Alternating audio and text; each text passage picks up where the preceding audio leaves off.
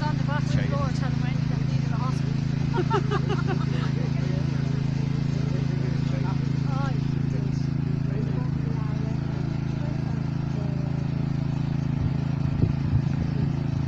Roads got dinner, Curragh meal and Mangan grave on shop. We're commemorating the 102nd anniversary of the 1916 Rising, and our Kildare heroes are buried here. This is a time to reflect and remember the atrocities they endured to gain 32 County Ireland. To further their work, our task is to gain as many Dáil seats as possible to fulfil their dream. We must remember, united we stand, divided we fall. So we must all come together and secure what these men died for. I'd like to call on Kildare representative Mario Corrigan to read the proclamation, please.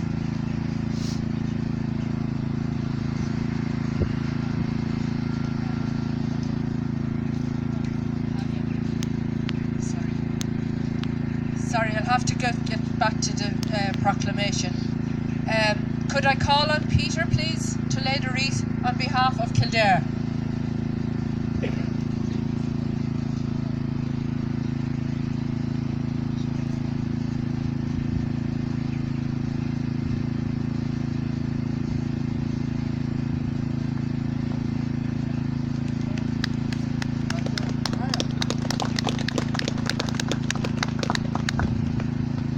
Could I call on Fintan to lay a wreath for North Kildare, please?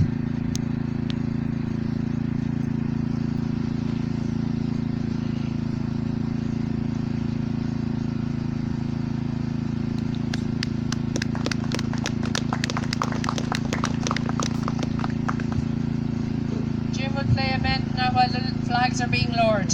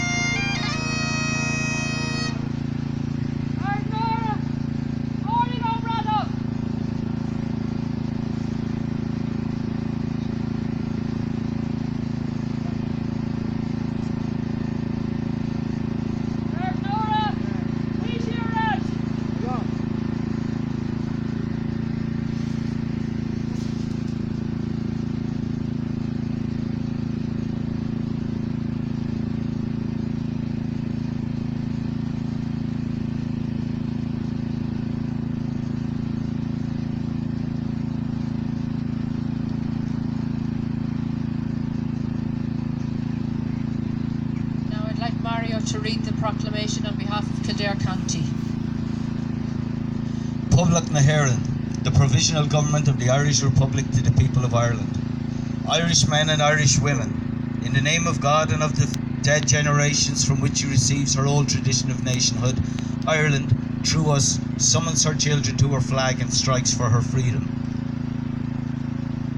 Having organised and trained her manhood through her secret revolutionary organisation, the Irish Republican Brotherhood, and through her open military organisations, the Irish Volunteers and the Irish Citizens' Army, having patiently perfected her discipline, having resolutely waited for the right moment to reveal herself, she now seizes that moment and, supported by her exiled children in America and by the gallant allies in Europe, but relying in the first on her own strength, she strikes in full confidence of victory. We declare the right of the people of Ireland to the ownership of Ireland and to the unfettered control of Irish destinies, to be sovereign and indefeasible.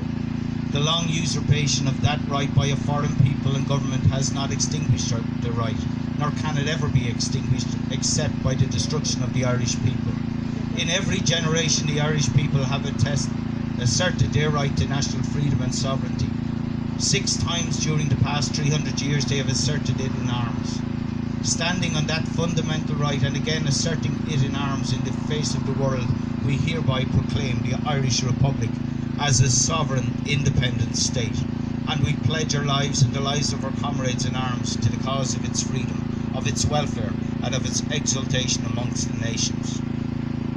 The Irish Republic is entitled to and hereby claims the allegiance of every Irishman and Irishwoman.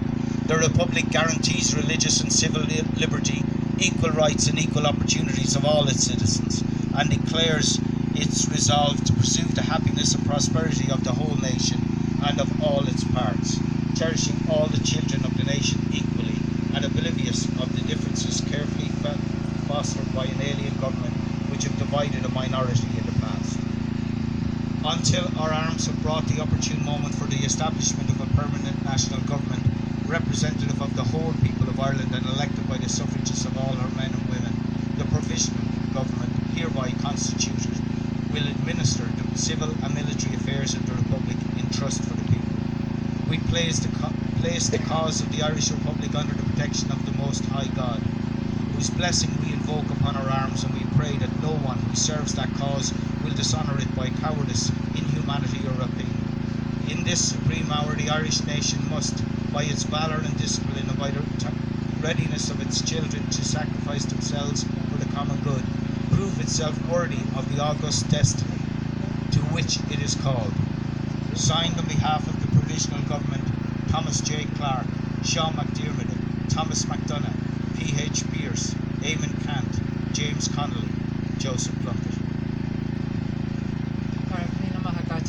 Now could I call on Lindsay to recite a poem, please, on behalf of all the mothers?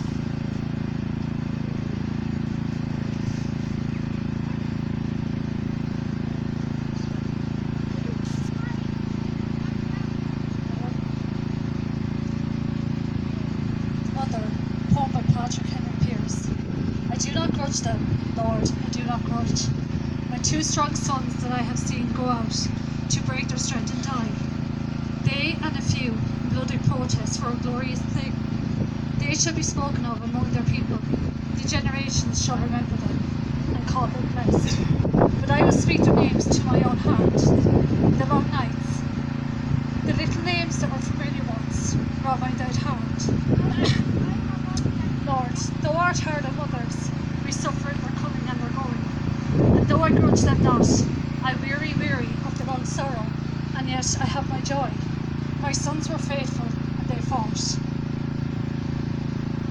Thank you very much, Lindsay. That was absolutely lovely. Now I'd like to call on Councillor Rada to speak a few words about the Grey Abbey martyrs.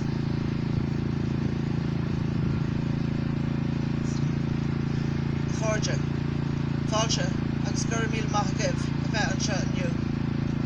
We are gathered here today to remember the Grey Abbey martyrs who were executed on the 19th of December 1922, defending the Republic to which they had pledged their lives.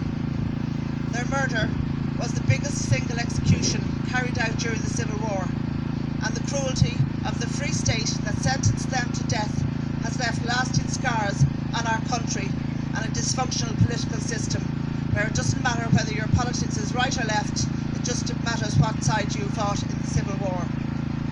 The 7 men we offer today were executed by firing squad on the 19th of December 1922 in the military barracks on the Curragh.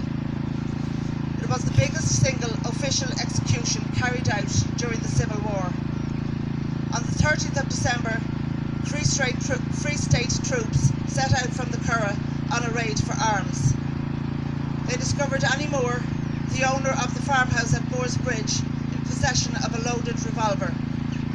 A search of her home uncovered a large tunnel hidden underneath the floor where 8 IRA volunteers, a section of the 6th Battalion IRA, under the command of Commandant Brian Moore of the Rathbride column, were discovered in the dugout. Surrounded and outnumbered, the 8 IRA men were ordered to surrender by their commanding officer. After they did so, a Free State soldier struck one of them, Thomas Behan from Mangan, with a rifle butt and broke his arm. Unable to board the truck because of his injury, volunteer Behan was savagely beaten about the head and died at the scene. The 7 remaining Republicans were taken to the military prison on the Curragh. Less than 2 weeks after the Free State government introduced the Special Powers Act, which denied prisoners of war a fair trial, the 7 men were charged with possession of arms and ammunition. They were found guilty and sentenced to death. Their families were not informed of their arrest or sentence until days after their execution. They were shot separately, 5 minutes apart, against the barracks wall on the 19th of December 1922 by their former War of Independence comrades. Each man sung Aaron Levine as they faced their death. They were buried on the grounds of the barracks. After the Civil War, they were exhumed and lay in state at the courthouse in Kildare town before they were reinterred in the Republican plot here in Grey Abbey Cemetery in 1924. The men that we honour today died for the cause that we love and they loved. They took their oath to the Republic and they died honouring that oath. We will not allow their legacy be forgotten. Marshin, Vivi the New, Commandant Brian Moore, the leader of the column, Volunteer Patrick Nolan, Volunteer Patrick Mangan, Volunteer Patrick Bagnall, Volunteer Joseph Jackie Johnson, Volunteer Stephen White, Volunteer James O'Connor, who was returned to his native county of Tipperary to be reinterred. And that we will not forget either their comrade Thomas Behan, who died at the scene of the arrest. For she's boss, our son Saoirse na Héireann, agus ní déanamid arma dorthú, mas gléachar na gael go raibh siad.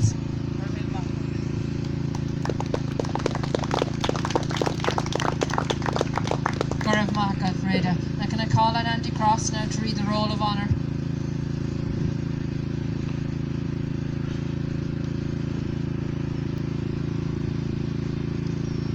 Kildare Roll of Honour.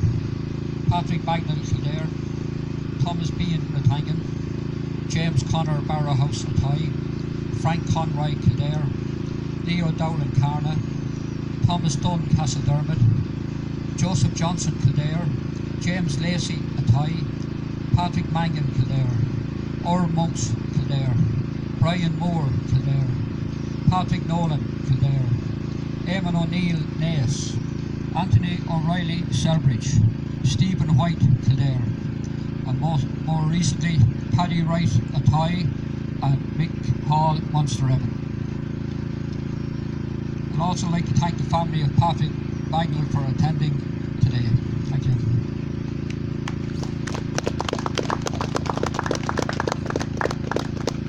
Thank you very much, everyone.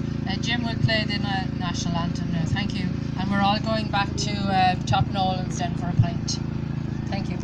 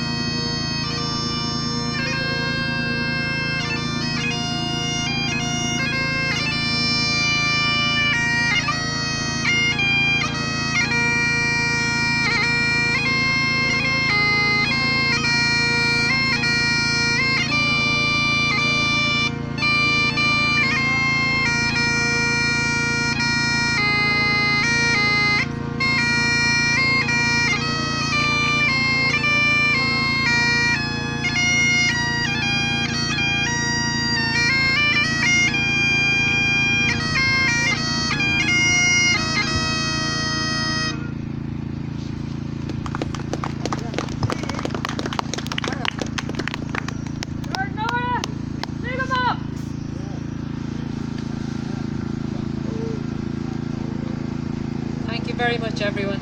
We're heading back to the pub now.